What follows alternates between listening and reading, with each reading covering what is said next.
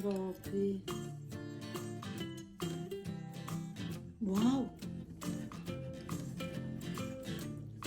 Napakasarap.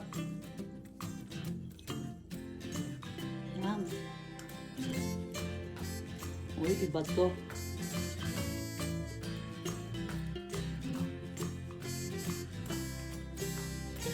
One-fourth cup tubig. 2 tablespoon gelatin.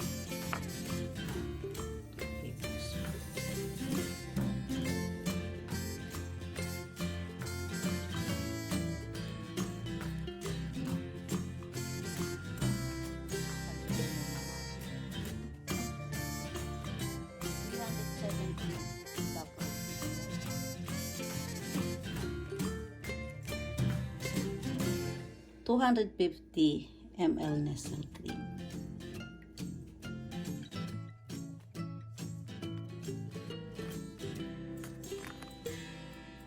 $130 grams sugar. Dahan-dahan lang po.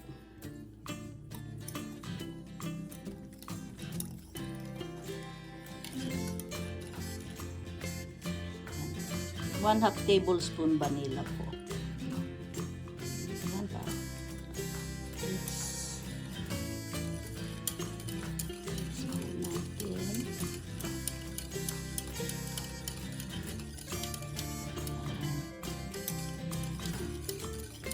Saka po natin ito sa salang. Diyan muna po. Bali 400 grams po.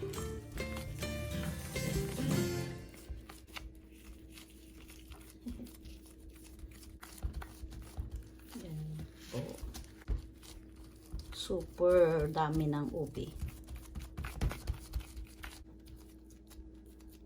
Kailangan po ganyan lang kahina ang apoy. Ayan.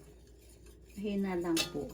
Tapos, ano lang po, mga 60 degrees lang po ang kailangan nating init. Hindi po kailangang pakuluin. Ayan, mainit na po ito. Ayan, pwede na po. Lagay ko na po itong gelatin. Durugin po natin.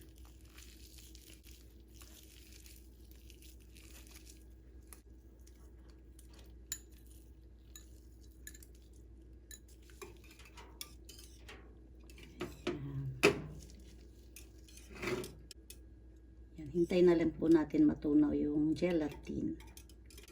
Wala na pong tirang buo. Isasalin ko na po ito dito sa halaya.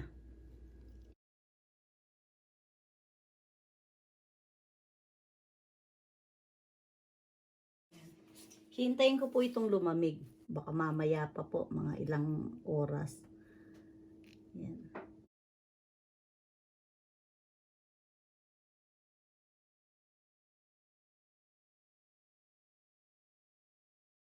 Natin. Saka ko po, babalik ta rin. Tuhin po yan natin.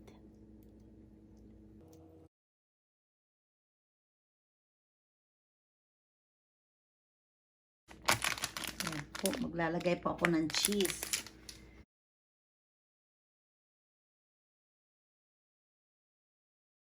Lagyan ko lang po ng cheese.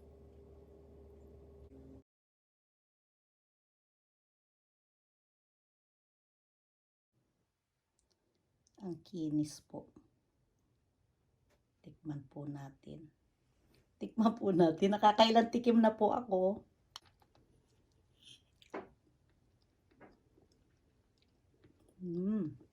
Ang sarap.